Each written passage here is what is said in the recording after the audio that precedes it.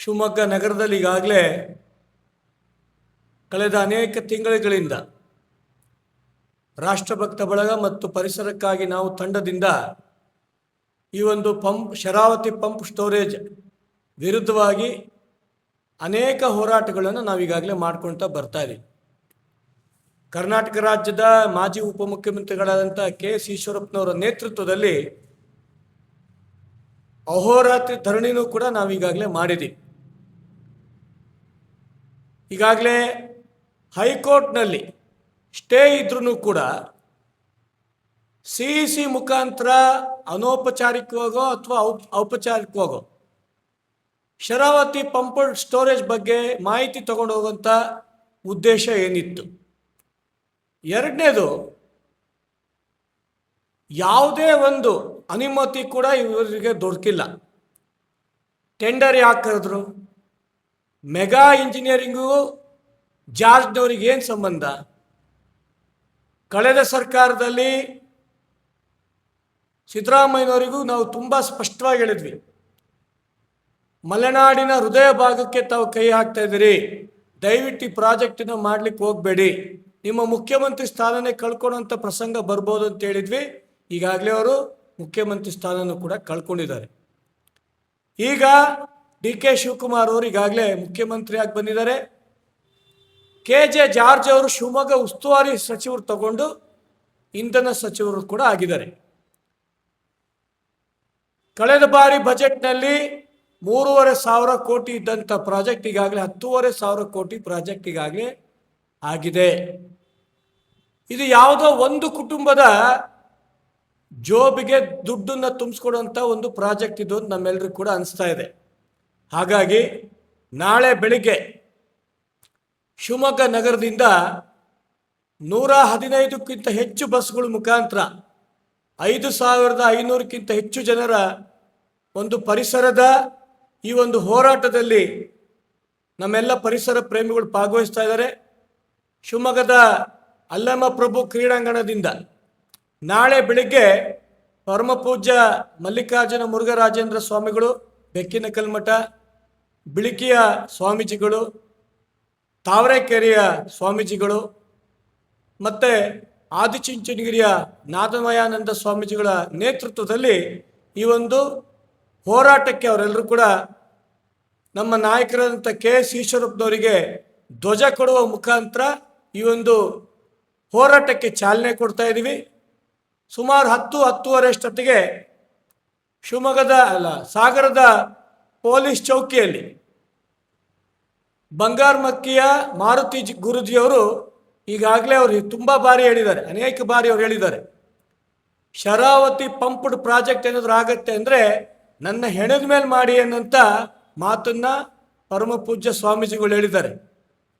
ನಾವೆಲ್ಲರೂ ಕೂಡ ನಮ್ಮೆಲ್ಲರಿಗೂ ಕೂಡ ದೈವಿ ಸ್ವರೂಪರಾದಂಥ ಮಾರುತಿ ಗುರೂಜಿಯವರು ಹೆಣದ ಮೇಲಲ್ಲ, ಈ ರೀತಿ ಸಾವಿರಾರು ಜನರ ಹೆಣದ ಮೇಲೆ ಫಸ್ಟು ಈ ಒಂದು ಪ್ರಾಜೆಕ್ಟ್ ಮಾಡಿ ಅದ ನಂತರ ಇದ್ರ ಬಗ್ಗೆ ಯೋಚನೆ ಮಾಡಬೇಕು ಅನ್ನೋಂಥ ರಾಜ್ಯ ಸರ್ಕಾರಕ್ಕೆ ನಾವು ಈ ಒಂದು ಸಂದರ್ಭದಲ್ಲಿ ಹೇಳ್ತಾ ಇದ್ದೀವಿ.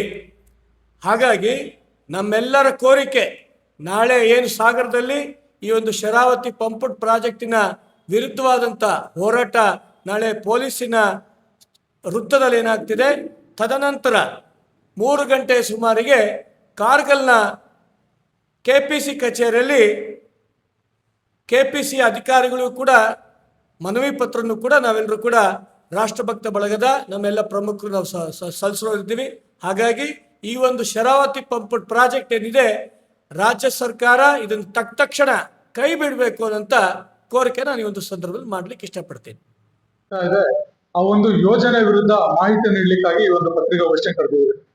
ನಮ್ಗೆಲ್ಲ ಗೊತ್ತಿದೆ, ಈ ಶರಾವತಿ PSP ಯೋಜನೆ ಸಿಂಗಳೀಕ ಅಭಯಾರಣ್ಯದ ಹೃದಯ ಭಾಗದಲ್ಲಿ ನಡೀತಾ ಇದೆ. ವೈಲ್ಡ್ ಲೈಫ್ ಆಕ್ಟ್ 1979 ಸೆಕ್ಷನ್ 21 ಪ್ರಕಾರ ಯಾವುದೇ ಅಭಿವೃದ್ಧಿ ಯೋಜನೆಗಳು ಅಭಯಾರಣ್ಯಗಳಲ್ಲಿ ನಡೆಯುವ ಹಾಗಿಲ್ಲ.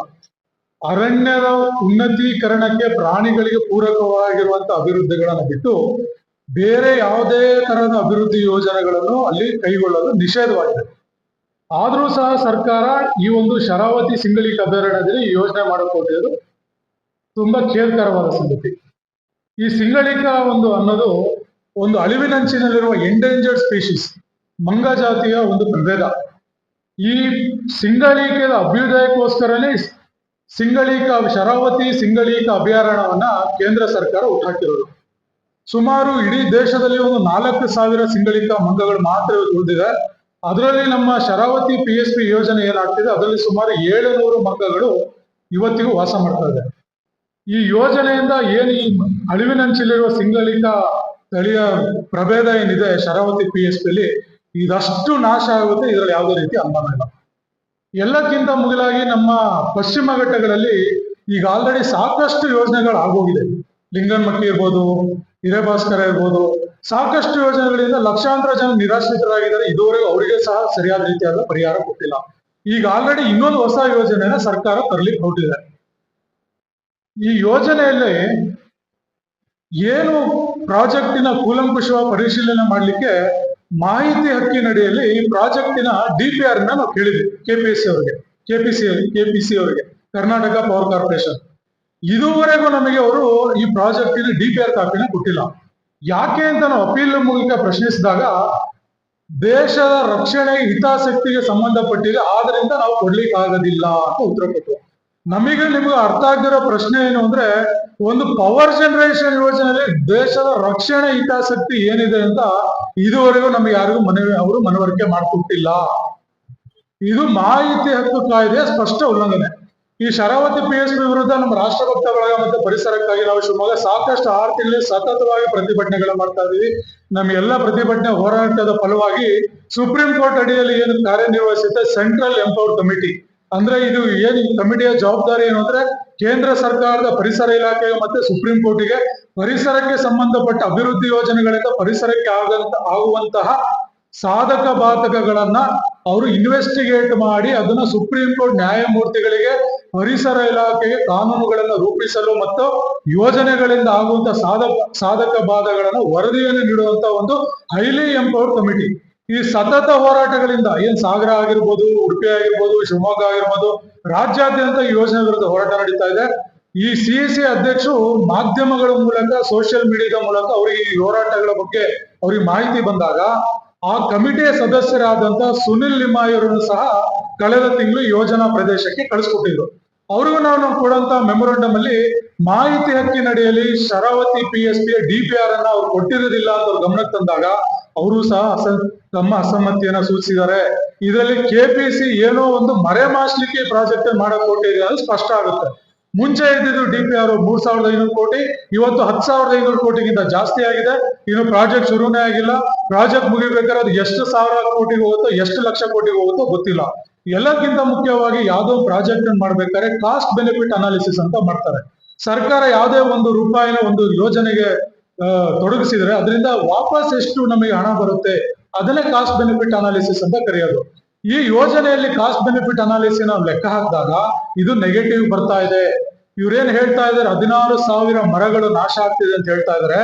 ಸುಪ್ರೀಂ ಕೋರ್ಟಿನ ಒಂದು ಲೇಟೆಸ್ಟ್ ಜಡ್ಜ್ಮೆಂಟ್ ಪ್ರಕಾರ ಒಂದೊಂದು ಮರಗಳು 300 ವರ್ಷ, 200 ವರ್ಷ, 150 ವರ್ಷ, 400 ವರ್ಷ ವಯಸ್ಸಾಗಿರೋ ಮರಗಳಿದೆ.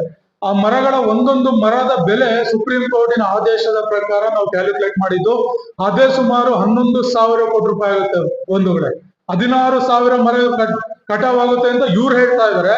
ಆ 16,000 ಮರಗಳ ಬೆಲೆನೇ 10,000, 11,000 ಕೋಟಿ ರೂಪಾಯಿಗಿಂತ ಜಾಸ್ತಿ ಆಗುತ್ತೆ. ಇನ್ನೊಂದು, ಇದನ್ನು ಯಾವುದೇ ಕಾರಣಕ್ಕೂ ನೀವು ಕೇಂದ್ರ ಪರಿಸರ ಇಲಾಖೆಯಿಂದ, ವೈಲ್ಡ್ ಲೈಫ್ ಬೋರ್ಡ್ ಮತ್ತೆ ಕೇಂದ್ರ ಪರಿಸರ ಇಲಾಖೆಯಿಂದ ಅನುಮತಿ ಬರದಲೆ ಯಾವುದೇ ವನ್ಯಜೀವಿಗೆ ಅಭಯಾರಣ್ಯಗಳಲ್ಲಿ ಆಗಲಿ ಅರಣ್ಯ ನಾಶ ಆಗುವಂತ ಯೋಜನೆಗಳನ್ನ ಜಾರಿ ಮಾಡ್ಲಿಕ್ಕೆ ರಾಜ್ಯ ಸರ್ಕಾರಕ್ಕೆ ಯಾವುದೇ ರೀತಿಯ ಒಂದು ಪವರ್ ಇರೋದಿಲ್ಲ. ಇವತ್ತಿನವರೆಗೂ ಕೇಂದ್ರ ಪರಿಸರ ಇಲಾಖೆ ಮತ್ತೆ ವೈಲ್ಡ್ ಲೈಫ್ ಬೋರ್ಡ್ ಇಂದ ಈ ಪ್ರಾಜೆಕ್ಟ್ ಗೆ ಅನುಮತಿ ಸಿಕ್ಕಿರೋದಿಲ್ಲ. ಆದ್ರೂ ಸಹ ಇವರು ಯೋಜನೆ ಮಾಡಿಕೊಟ್ಟಿದ್ದಾರೆ. ಇವು ಮೇಲ್ನೋಟಕ್ಕೆ ಇದರಲ್ಲಿ ತುಂಬಾ ಅಧ್ವಾನಗಳಿದೆ. DPR ಅನ್ನ ಸಾರ್ವಜನಿಕರಿಗೆ ಕೊಡ್ತಿಲ್ಲ, ಮುಚ್ಚಿಡ್ತಾ ಇದ್ದಾರೆ. ಆ ಪ್ರಾಜೆಕ್ಟ್ ನಾವು ಬ್ರೇಕ್ ಡೌನ್ ಮಾಡ್ಕೊಂತ ಹೋದ್ರೆ ಸಿಕ್ಕಾಪಟ್ಟೆ ಅವೈಜ್ಞಾನಿಕವಾಗಿದೆ. ಈ ಯಾವುದೇ ಒಂದು ಯೋಜನೆಗೆ ನೀವು ಕರೆಂಟ್ ಉತ್ಪಾದನೆ ಅದನ್ನ ಟ್ರಾನ್ಸ್ಮಿಟ್ ಮಾಡಕ್ಕೆ ಟ್ರಾನ್ಸ್ಮಿಷನ್ ಲೈನ್ ಬೇಕು.